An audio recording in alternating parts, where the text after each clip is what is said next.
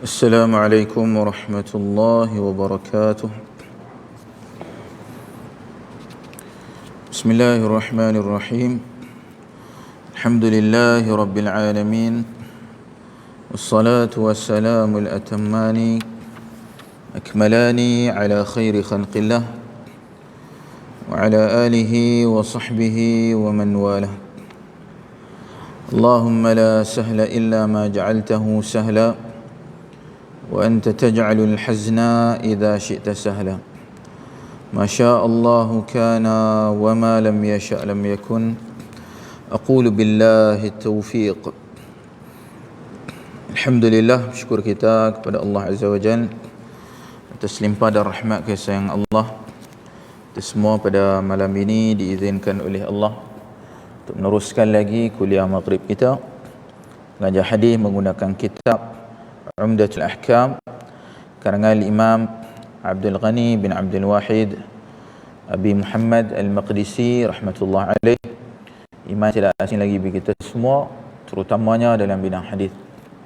Tuan-tuan dan puan yang dirahmati Allah sekalian, alhamdulillah, kita sangat bersyukur kepada Allah kerana kita telah masuk dalam bulan yang baru, iaitu bulan Januari, juga tahun yang baru, tahun Masihi 2022. Maka apabila masuk tahun baru ini, ada pelbagai perancangan yang kita rancang, yang kita plan, yang kita azam. Jadi di antara yang banyak-banyak azam tahun baru ini, antara yang penting adalah pendidikan anak, tarbiyatul aulad. Mana tak lama lagi akan masuk sesi persekolahan yang baru. Maka sebagai ibu bapa terutamanya, kita hendaklah cakna masa depan anak-anak kita yang sangat mencabar dengan masalah virus COVID-19 yang tak selesai, diikuti kesan berantai daripadanya, masalah ekonomi dan seterusnya. Maka kita rasa khawatir, risau bagaimana masa depan anak-anak kita. Jadi selain daripada kita menyerahkan segala hanya kepada Allah Azza wa Jalla, kita bertawakal, kita redha dengan segala takdir Allah, kita juga wajib untuk berusaha sedaya upaya, berjalan seiring kedua-duanya. Jadi antara azam yang cukup penting dalam mendidik anak-anak kita, yang pertama sekali adalah tauhid. Jadi pendidikan tauhid adalah pendidikan paling utama untuk anak-anak kita. Kerana seteruk mana pun anak-anak ini, jika mereka benar tauhid, maka insya-Allah dia akan masuk dalam syurga. Yang mana ia matlamat kita, bagaimanapun keadaannya. Sebab itu dalam satu hadis riwayat Imam Tirmizi, hadis yang sahih, Nabi SAW bersabda, "Man kana akhiru kalamihi la ilaha illallah dakhala al-jannah."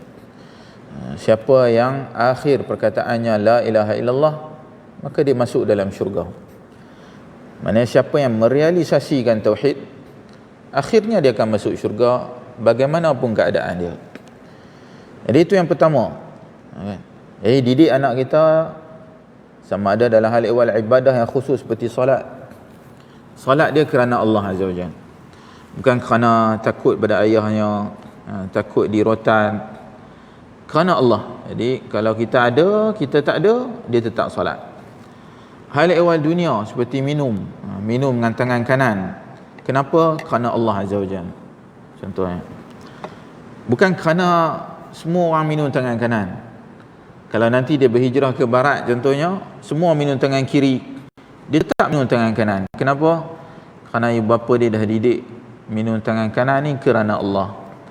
So semuanya kena menyerahkan segala jiwa dan raga kita hanya kepada Allah Azza wa Jalla. Itu yang pertama. Yang kedua, diikuti dengan Al-Quran. Al-Quran antara pendidikan yang penting untuk anak kita. Dan didiklah Al-Quran seawal mungkin. Kerana Al-Quran ini, kalau kita baru nak belajar kemudian boleh juga, tapi kadang-kadang lidah dah keras, dah tergeliat.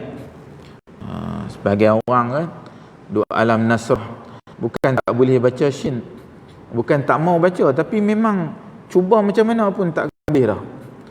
Dua alam nasrah macam tu juga. Shin dah tak boleh bunyi.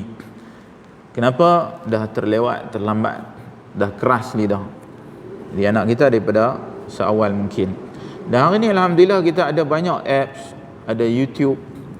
Kita boleh pilih nak imam mana, dengan bacaan tajwid yang baik, nak lagu yang mana, boleh pilih lagu mana yang kita minat.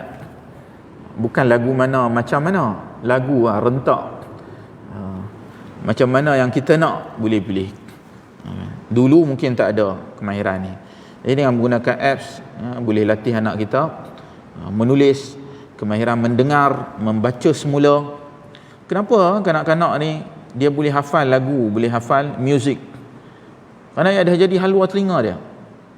Setiap hari dia dengar, maka dia boleh mengikuti rentak tersebut. Begitulah Al-Quran, jika setiap hari dia mendengarnya, dia akan mengikut rentaknya. Itu Al-Quran. Yang ketiganya adalah bahasa Arab. Kita tak ada kemudahan satu ketika dulu. Hari ni alhamdulillah kita dah ada kemudahan bahasa Arab. Sama ada YouTube, ada kartun-kartun Arab pun berlambak dalam YouTube. Di kadang kanak-kanak boleh cakap English. Sebab apa? Dia tengok kartun English. Dan ia bahasa ibunda. Betul orang panggil lughatul bahasa ibunda. Dia tak pergi sekolah tapi dia boleh bercakap bahasa Melayu kerana ibu dia bercakap dalam bahasa Melayu. Dia boleh cakap English, dia tak pergi sekolah lagi kerana dia tengok kartun cakap English. Dan begitu jugalah bahasa Arab.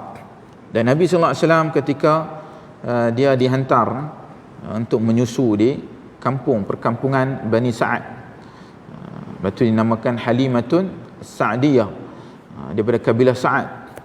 Kenapa kata sebahagian para ulama seperti Syekh Al-Barakfuri untuk melatih dia supaya fasih dalam bahasa Arab? Salah satu faktor, kerana di kampung lebih fasih bahasa Arab banding di bandar, di kota Mekah. Jadi seawal, sekecil mungkin telah dilatih untuk fasih dalam bahasa Arab.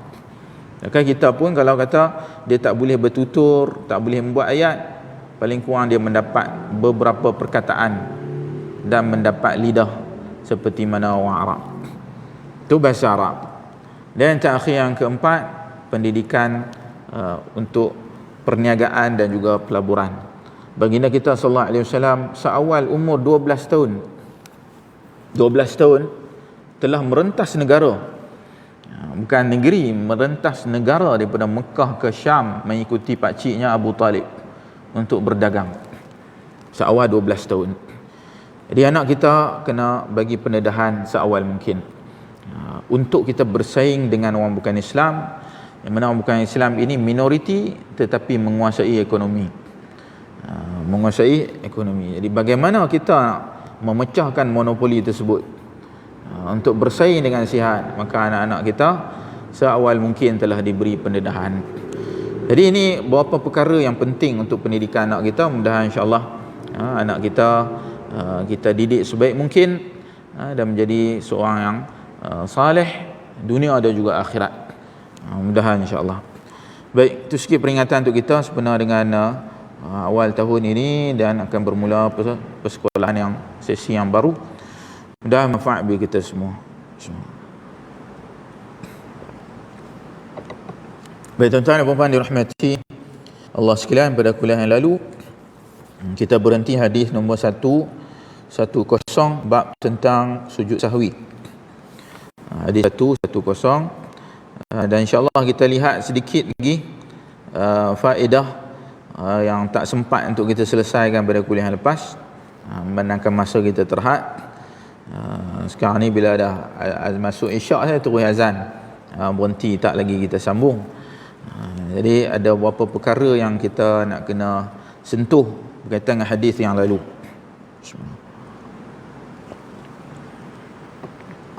Baik, dalam hadis yang lalu ni ada beberapa perkara yang penting, iaitu di akhir hadis itu Nabi sallallahu alaihi wasallam lantas maju dan mengerjakan salat yang beliau tinggalkan, kemudian salam.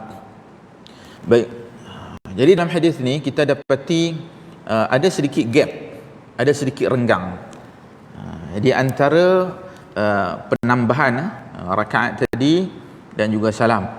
Bila baginda salam dah memberi salam, baginda duduk sebentar, berdiri sebentar, sementara sebahagian para sahabat berbincang. Jadi gap tersebut kita boleh agak hari ni perbincangan itu mungkin dalam beberapa minit, 2-3 minit contohnya. Dan juga ceritakan sebelum daripada ni Abu Bakar radhiyallahu anhu pun mereka keluar di luar pada masjid dan berbincang tentang apa yang berlaku. Dzul Yadain, orang yang pertama telah menegur baginda SAW. Jadi proses itu mungkin mengambil 2-3 minit, sehinggalah akhirnya mereka pasti yakin kurangnya rakaat salat. Nabi SAW pun dia bangun takbir, menambah rakaat. Gap yang sedikit di sini menjadi dalil bagi kebanyakan para ulama, termasuk mazhab kita Syafi'i, bahawa jika kita dah memberi salam, dah selesai solat, kemudian kita teringat dalam tempoh yang secara urufnya sekejap. Di uruf sekejap tu banyak mana sebut para ulama sekadar salat 2 rakaat. Salat 2 rakaat. Jadi kata imam dah bagi salam, lepas tu ada masa lebih kurang 2 rakaat untuk salat.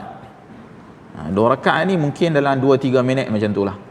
Ada orang dia baca panjang sikit, ada orang slow laju, sekitar 2-3 minit solat 2 rakaat. Jadi sekitar waktu itu maka dia boleh untuk sambungnya semula rakaat yang baru. Tak ada masalah, walaupun gap tu mungkin agak lama, nak sembang dulu, nak bincang, nak buat keputusan. Jadi percakapan tidak memutuskan rakaat yang seterusnya. Boleh bercakap, boleh berbincang yang perlu, yang ada keperluan sekadar waktu itu, maka dia boleh sambung lagi rakaat seterusnya, rakaat keempat contohnya, nak selesaikan, dia cuma naik takbir. Baik, katakanlah terlalu lama gap tersebut, melebihi 2 rakaat salat, maka barulah dia takbir dan salat semula. Mana salat dia telah pun terputus, habis dah, tak ada lagi sambungan. Dah lama sangat, kata lepas solat pergi tandas, buang air besar dulu, dah habis buang air besar baru teringat, 1 rakaat lagi tak cukup. Dia tak sambung lagi dah, dia mula rakaat 1, yang pertama balik, yang baru sampai habis 4 rakaat. So di situ dia punya standard berapa lama. Dia balik rumah ke baru teringat kat rumah, lama sangat, gap itu terlalu lama. Tapi kalau dia balik rumah dia tepi ni je, sampai kat depan rumah dah teringat, dia boleh sambung.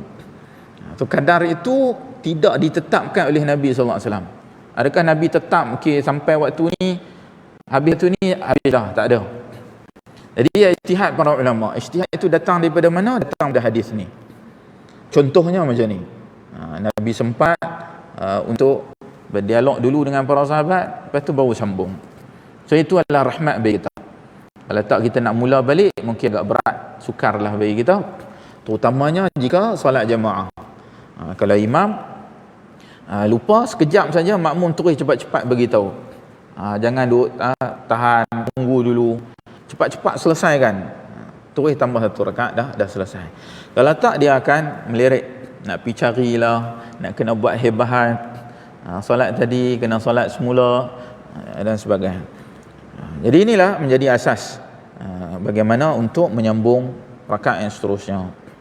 Setelah itu beliau takbir dan sujud seperti biasa atau lebih lama. Beliau lantas mengangkat kepalanya dan bertakbir, kemudian sujud seperti biasa atau lebih lama, kemudian mengangkat kepala dan bertakbir. Orang-orang bertanya pada Ibnu Sirin, apakah Nabi SAW lantas salam? Ibnu Sirin menjawab, aku telah diberitahu bahawa Imran bin Husain mengatakan Nabi kemudian salam. Baik, jadi ini apa maksudnya? Sujud sahwi. Jadi sujud sahwi tersebut 2 kali.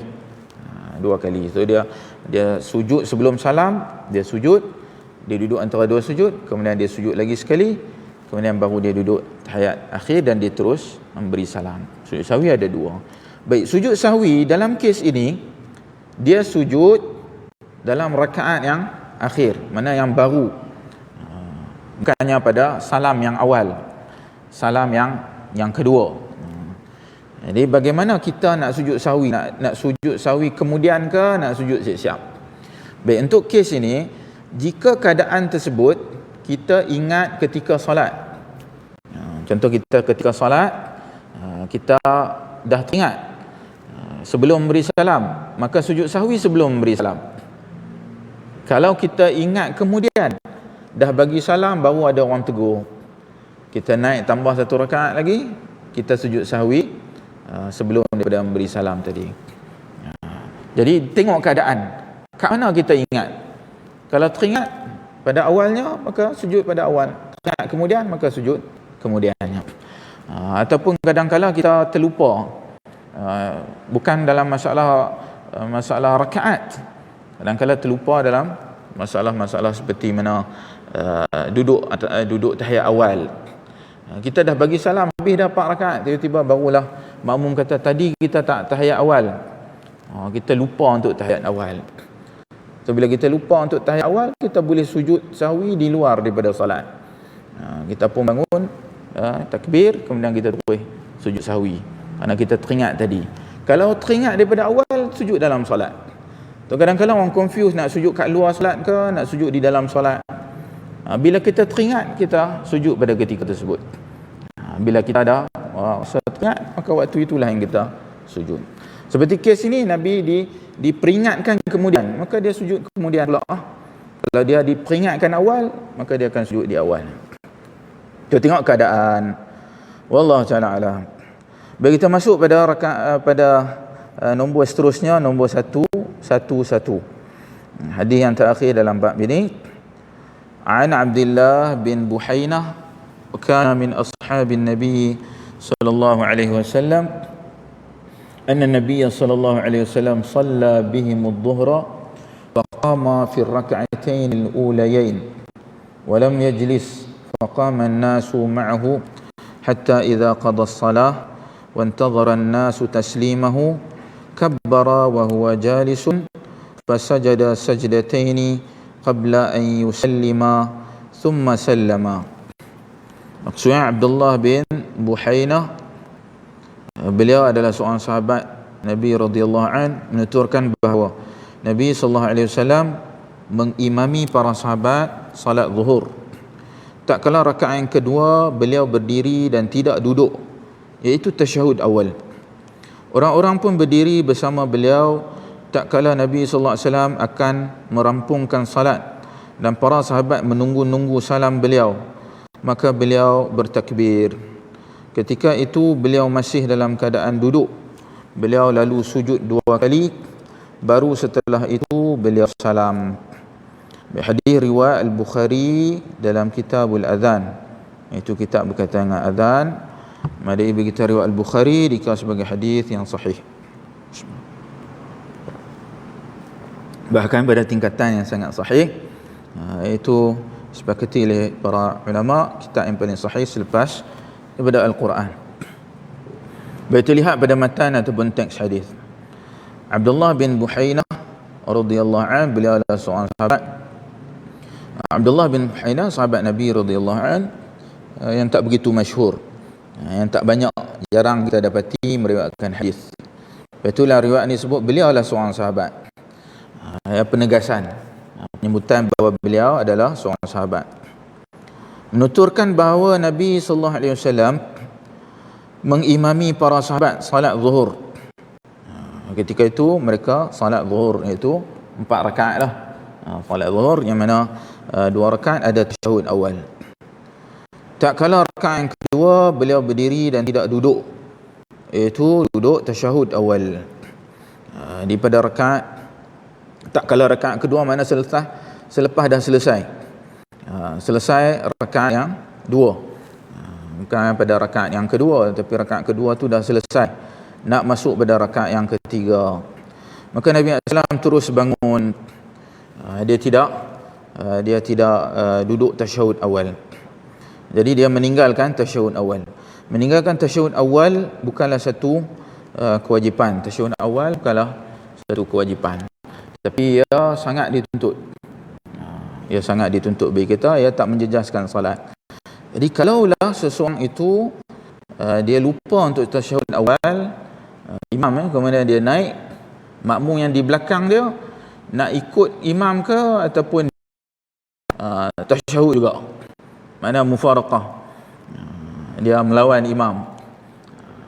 Jadi lihat pada suatu keadaan, jika apa yang ditinggalkan tersebut bukanlah satu kewajipan, apatah lagi rukun, bukan satu kewajipan, bukan satu rukun, seperti mana tasyahud awal ini, sunat muakkad, sunat yang sangat dituntut bagi kita. Jadi dia tengok keadaan tersebut, maka mengikuti imam itulah yang utama pada ketika itu, ikut imam. Kerana kalau dia tak buat pun tak ada kesan kepada solat dia. Lainlah keadaan seperti mana imam menambah rakaat, menambah rukun. Jadi keadaan seperti ini dia diberi pilihan untuk mufaraqah. Dia boleh mufaraqah sebab dia tahu, dia pasti dia dengan sengaja pergi tambah 5 rakaat contohnya kan. Maka dia tak boleh dengan sengaja untuk tambah, maka dia tetap duduk, kemudian menunggu imam. Akhirnya imam duduk, imam bagi salam, dia pun bagi salam bersama dengan imam. Mana dia standby, bahasa mudah dia standby. So itu yang lebih aula, yang lebih utama.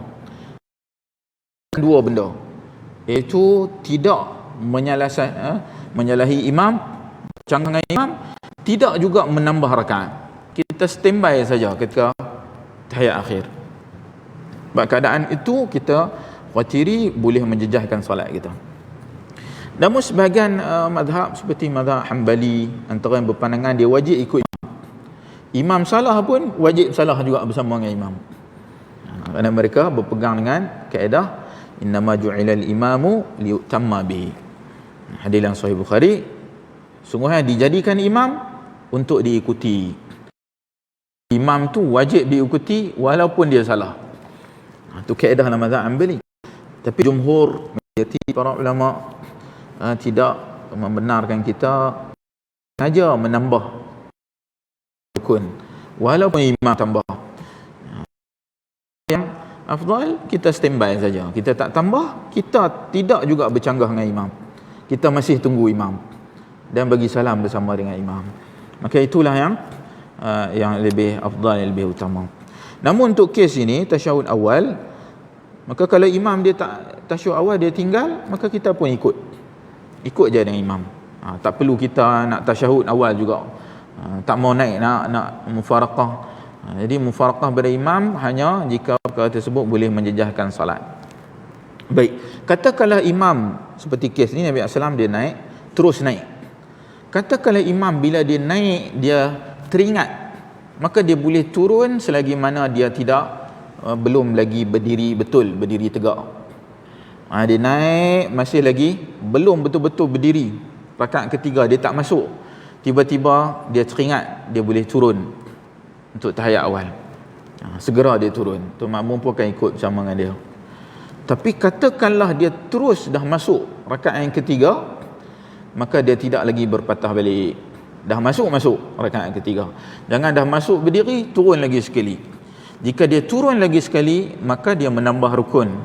Di situ ada isu penambahan terhadap rukun. Kenapa dia menambah? Sepatutnya itu rakaat ketiga, tapi dia menambah duduk tasyahud awal selepas daripada dah masuk rakaat ketiga. Sepatutnya sebelum rakaat ketiga. So dia kena ikut turutan tersebut.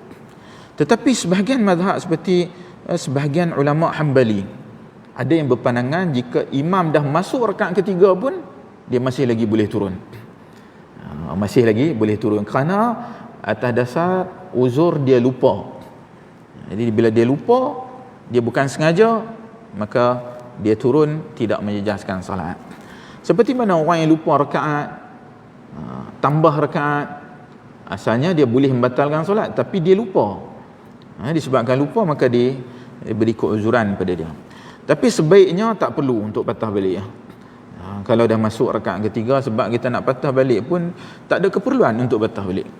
Dah masuk rakaat ketiga, masuk je lah, teruskan. Seperti mana Nabi SAW dia dah berdiri, maka dia tidak lagi berpatah balik untuk tasyahud awal.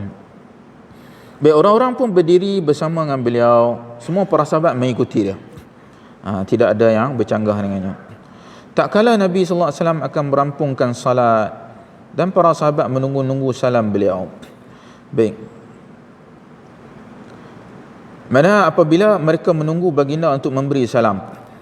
Mana rakaat yang keempat dah nak bagi salam. Maka beliau bertakbir. Nabi pun takbir sujud. Mana sujud tambahan iaitu sujud sahwi.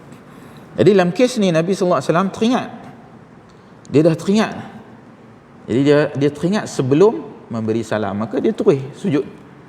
Kalau dia kemudian dia dah bagi salam baru ada orang tegur tadi, pada ketika itu barulah dia akan sujud sahwi kemudiannya. Jadi sujud sahwi bukanlah satu kewajipan. Jangan kita risau sangat, kadang orang risau sujud sahwi ataupun tidak. Kita dah terlepas nak sujud sebelum ni. Kadang dia teringat, tapi bila dia teringat tu dia rasa ragu-ragu lagi. Mungkin 70-30 duduk tengah tahiyat, bagi salam. Lepas salam barulah dia reconfirm balik. Tadi ada tak silap itu ini. Jadi tak ada masalah. Kalau kita confident, terus je sujud sahwi. Kalau tak confident, sujud sahwi kemudian pun boleh. Tak ada masalah. Bahkan sujud sahwi itu kalau tak sujud langsung, dia confident ke tak confident, orang dah bagi tahu kemudian dia tak sujud juga. Sebelum, selepas pun tak sujud. Tidak menjejaskan salat. Kerana sujud sahwi hukumnya sunat muakkad. Sunat yang sangat dituntut bagi kita, tapi kalau dia tak buat bukan kewajipan ke atas dia. Jadi ini rahmat bagi kita lah, kita tak risau sangat isu sujud sahwi ni. Dan kalau ia mengelirukan, bukan setiap hari kita buat.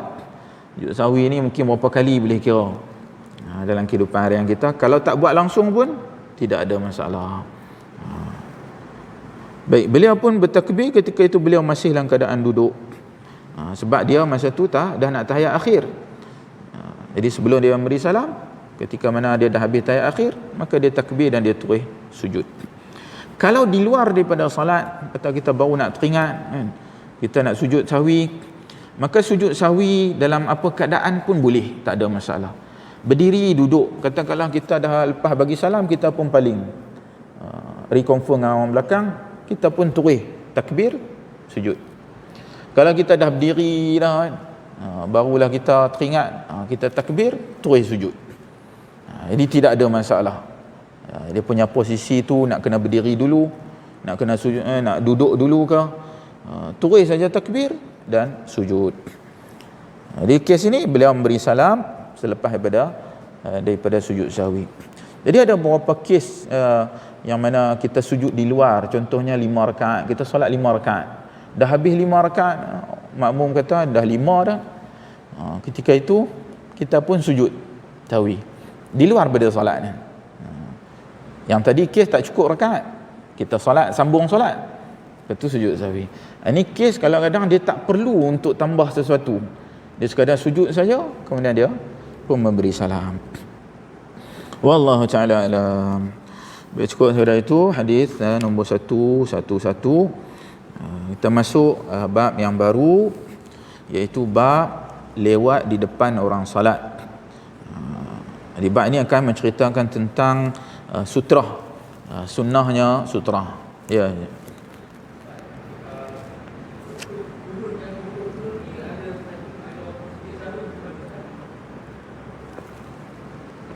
Qunut subuh.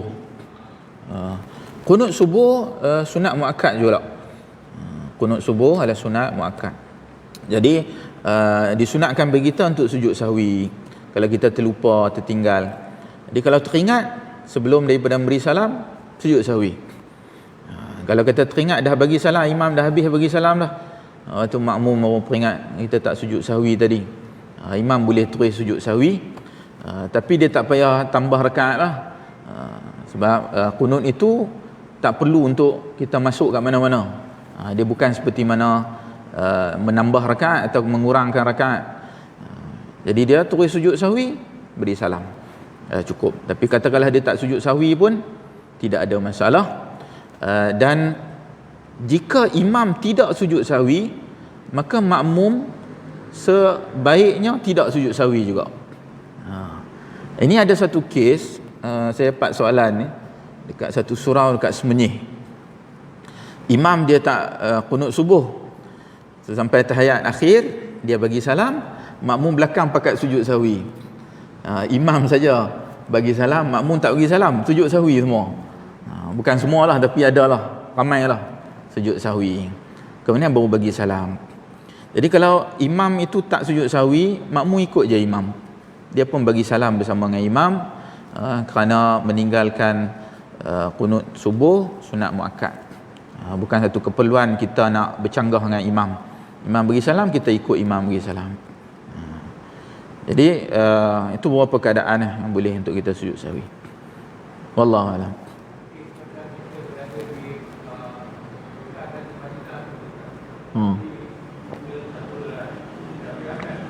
Ya betul. Kalau kita ikut imam Mekah, imam Madinah, kita tak perlu sujud sahwi lah. Tak perlu sujud sahwi. Ataupun kadang sebagian orang kata masa imam i'tidal, kita masuk celah-celah tu masuk untuk baca qunut. Tak perlu jugalah. Tak perlu masukkan celah tu. Dah imam tak qunut, kita pun ikut je lah imam. I'tidal seperti biasa. Lepas tu sujud bersama dengan imam. Kerana mengikuti imam tu sebenarnya lebih utama.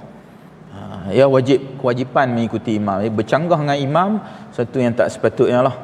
Melainkan keadaan itu darurat, seperti penambahan rakaat, keadaan tu yang betul-betul penting, baru kita akan bercanggah dengan imam. So hukum asal mengikuti imam itu lebih wajib. Wallahu a'lam. Baik, kita masuk bab yang baru, bab lewat di depan orang solat, iaitu bab melintas lalu di hadapan orang solat. Ini bab berkaitan dengan sutrah. Baik, kita baca hadis yang pertama dalam bab ni, hadis 112. An Abi Juhaim Abdullah bin Al-Harith bin As-Sammah Al-Ansari radhiyallahu an qala Rasulullah sallallahu alaihi wasallam law ya'lamu al-marru bayna yaday al-musalli madha alayhi min al-ithmi lakana an yaqifa 40 khairan lahu min an yamurra bayna yadayhi. Qala Abu an-Nadhr la adri qala 40 yawman aw shahran aw sanatan. Baik, Abu Juhaim Abdullah bin Al-Harith bin As-Sammah Al-Ansari radhiyallahu an menuturkan bahawa Rasulullah sallallahu alaihi wasallam bersabda, sekiranya orang yang lewat di depan orang yang sedang salat itu mengetahui dosa yang akan ditanggungnya, maka seandainya dia berhenti selama 40, itu lebih baik daripada dia lewat di depan orang salat tersebut. Abu An-Nadhr mengatakan, aku tidak mengetahui apakah 40 hari, bulan ataukah tahun. Hadis riwayat Al-Bukhari dalam kitab As-Salat, Muslim juga dalam kitab yang sama. Bagi kita riwayat Al-Bukhari dan Muslim dikira hadis yang sahih, bahkan pada tingkatan yang sangat sahih. Disepakati kedua-duanya, Bukhari dan Muslim, akan kesahihan hadis ini. Baik, kita lihat pada matan ataupun teks hadis. Abu Juhaim Abdullah bin Al-Harith bin As-Sammah Al-Ansari radhiyallahu an, sahabat Nabi, menuturkan bahawa Rasulullah sallallahu alaihi wasallam bersabda, sekiranya orang yang lewat di depan orang yang sedang salat itu, maknanya lewat lalu di hadapan orang yang sedang salat. Lalu di hadapan orang yang sedang salat, iaitu di kawasan yang diberikan hak bagi dia untuk salat. Bukan semua kawasan.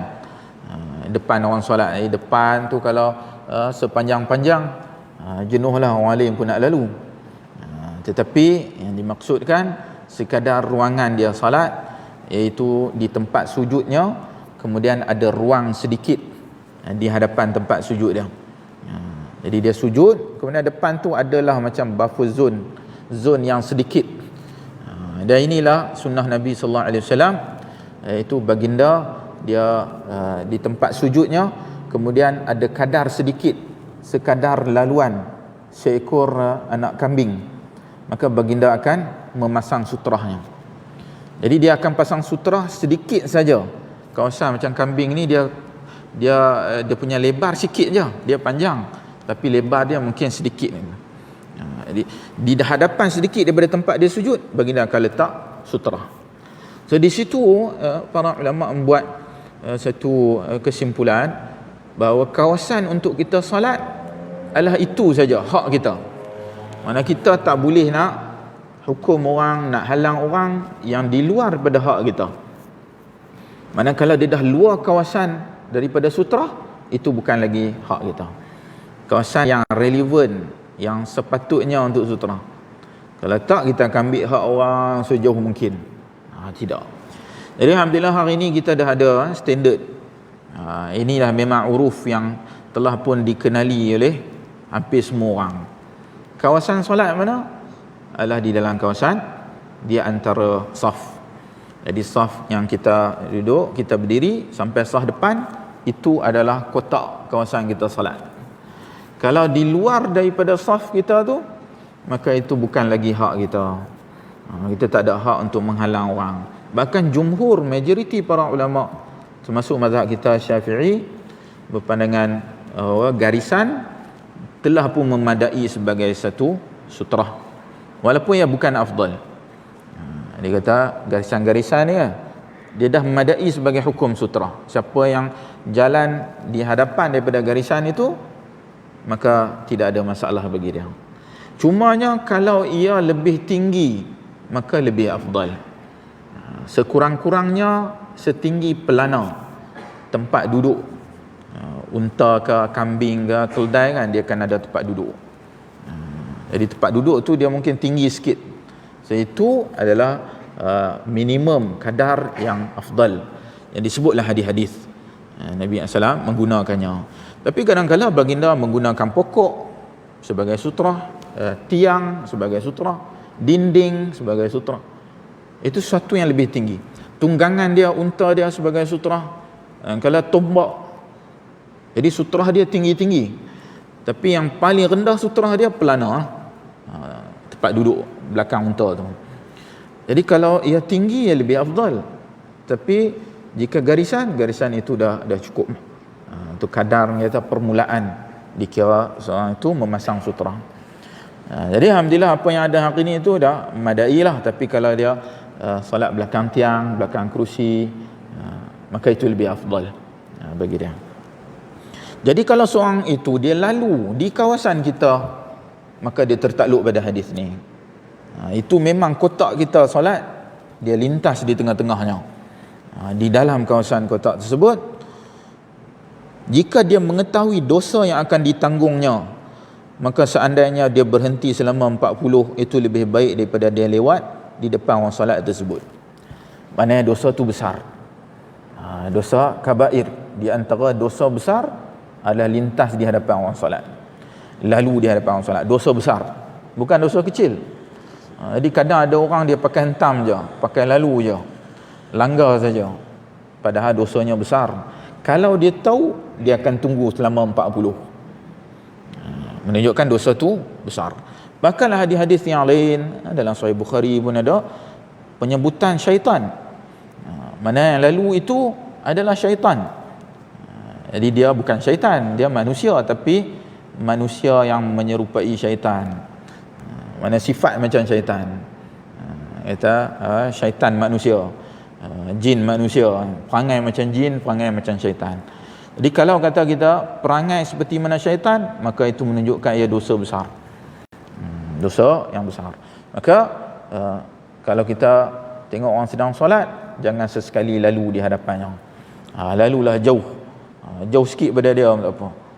Kalau ada sutra, maka lalu di hadapan sutra. Kalau ada garisan, boleh lalu, tapi kalau ada kosong, lalu jauh sikit pun tak apa. Kerana garisan itu pun ialah kadar yang minimum.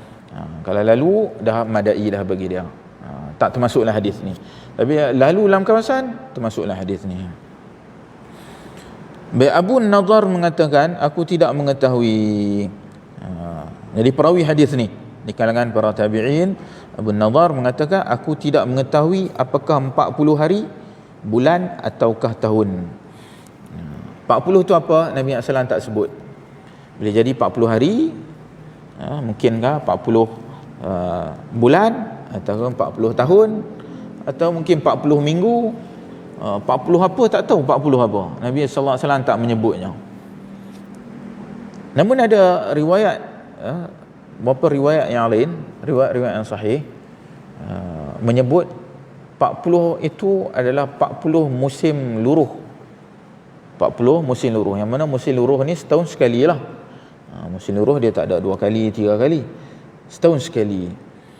Jadi mungkin 40 itu 40 tahun, kerana disebut 40 musim luruh. Dan sebagai riwayat yang lain, riwayat Al-Bazzar dan sebagainya. Walaupun dalam riwayat Al-Bukhari ini tak ada penyebutan 40 tertentu, tapi mungkin 40 tahun jika dilihat pada riwayat yang lain yang juga sahih, walaupun tak seperti mana riwayat Al-Bukhari. Jadi katakanlah 40 tahun, mana 40 tahun kalau dia tunggu itu lebih baik. Mana besar lah, besar sungguh dosa tersebut, bukan dosa yang kecil, bukan sesuatu yang remeh. Jadi kalau kata 40 hari pun dah lama, 40 tahun lagi lama lah. Baik, hadis-hadis Nabi SAW kadang-kadang menyebut bilangan-bilangan tertentu bukan membawa makna bilangan yang pasti, itulah bilangannya, tidak. Kita akan dapati hadis-hadis Nabi kadang menyebut 40, kadang menyebut 70, menyebut 100. Angka-angka tertentu ini penyebutan dia bukan bermakna ia pasti dengan angka tersebut, tetapi membawa makna bahawa ia dahsyat, ia sesuatu yang besar, sesuatu yang bukan remeh, sesuatu yang berat. Dia membawa maksud ke arah tersebut, bukan makna dengan jelas 40. Sebab itu kadang kita tertanya-tanya, kenapa Nabi SAW sebut 40 tapi dia tak sebut siap-siap 40 hari ke 40 tahun. Kenapa dia diamkan 40, tapi 40 apa tak dinyatakan dengan jelas. Sedangkan riwayat Al-Bukhari riwayat yang sangat sahih, perawi-perawi yang sangat terpercaya, sangat kuat ingatan. Jadi adakah mereka lupa ke, ataupun mereka silap ke? Jadi kalau kita amati pembawaan hadis-hadis Nabi SAW, para ulama menyebut kadang-kadang bukan kerana lupa, tersilap ke, tapi memang itu adalah pembawaan. Itu adalah trend dia, cara dia, pendekatan. Nabi bukan nak bagi tahu dengan jelas, cuma nak bagi tahu benda tu dosa besar, sekadar itu. Jadi itu relevan kenapa disebut 40 sahaja tanpa penyebutan dengan jelas apakah yang dimasukkan 40 tadi. Baik, berdasarkan pada hadis ini, iaitu dosa yang besar, maka para ulama berbeza pandangan tentang seseorang yang salat tetapi dia sendiri tidak memasang sutra. Jadi kalau dia sendiri tak memasang sutra, adakah boleh dihukum ke atas orang yang lalu tadi dengan hukuman-hukuman yang berat, sedangkan tuan tu sendiri dia pun tak pasang sutra? Adakah wajib ke atas dia ataupun tidak? Baik, jumhur majoriti para ulama termasuk mazhab kita Syafi'i berpandangan memasang sutra bagi orang yang salat itu sendiri adalah sunnah. So kita yang salat sunnah ke atas kita.